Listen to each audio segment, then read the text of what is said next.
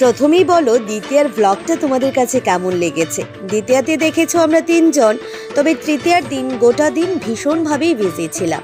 তারপর রাত 8টা নাগাদ সাহেব বলছে চল একটু শপিংয়ে যাই।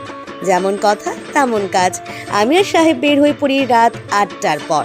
একটু শপিংও করব আর আমাদের শহরটা ঘুরে দেখব। আর এখন যে মা আসতে চলছে তাই গোটা শহর কিন্তু আলোকিত হয়ে উঠেছে। সেগুলো দেখতে যে কি ভালো লাগছিল। একদিন করে দিন গোনা তো শুরু করে দিয়েছি। তোমরা কি কাউন্টডাউন শুরু করেছো? কথা বলতে বলতে বিভিন্ন জায়গা আমরা ঘুরে ঘুরে দেখছি আর কিছু কেনাকাটাও করছি।